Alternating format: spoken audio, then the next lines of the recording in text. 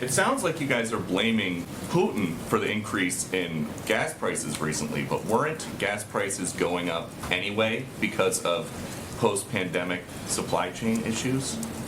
Well, I think there's no question that, as we have seen, and outside analysts have conveyed this as well, the increase in the anticipated continued increase, which is, I think, what some of your colleagues were asking about, that is a direct result of the invasion of Ukraine, and also there was an anticipation of that was factored in as gas prices have gone up. So you say that you're going to do everything that you can to reduce the impact that high gas prices have on Americans. We're asking other countries to think about maybe pumping more oil. Why not just do it here?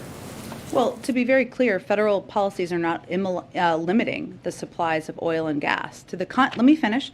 Let me finish. An executive order his Peter, first week that halted new oil and gas. Let me give you the facts here, and I know that can be inconvenient, but I think they're important in this moment. To the contrary, we have been clear that in the short term, supply must keep up with the demand. We are, and here and around the world, will we make the shift to a secure, clean energy future. We are one of the largest producers with a strong domestic oil and gas industry. We have actually produced more oil. It is at record numbers, and we will continue to produce more oil. There are 9,000 approved drilling permits that are not being used. So the suggestion that we are not allowing companies to drill is inaccurate. The suggestion that that is what is hindering or preventing gas prices to come down is inaccurate. Would President Biden rescind his executive order that halts new oil and natural gas leases on public lands? Well, 90% of them happen on private lands, as I'm sure you know, and there are 9,000 unused approved drilling permits. So I would suggest you ask the oil companies why they're not using those if there's a desire to drill more. Would President Biden ever undo his executive order that stopped the construction of the Keystone XL pipeline? Are you suggesting that would solve the gas prices issue? Well, do you think that that would maybe affect prices faster than getting the whole country off of fossil fuels? I actually don't think it would. The Keystone was not an oil field. It's a pipeline. Yeah. Also, the oil is continuing to flow in just through other means.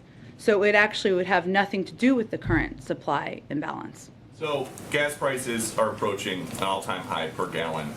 How high would they have to get before President Biden would say, I'm going to set aside my ambitious climate goals and just increase domestic oil production, get the producers to drill more here, and we can address the fossil fuel future later?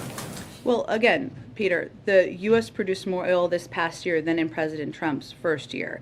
Next year, according to the Department of Energy, we will produce more oil than ever before. Those are the facts in terms of oil production. And again, right now there are 9,000 unused approved permits to drill onshore. So I think you're misidentifying what the actual issue is. But if we're looking to the future and what we can do to prevent this from being a challenge in future crises, the best thing we can do is reduce our dependence on fossil fuels and foreign oil, because that will help us have a reliable source of energy so that we're not worried about gas prices going up because of the whims of a foreign dictator. Right, and you guys think that asking Saudi Arabia or Venezuela or Iran is reducing our dependence on foreign oil?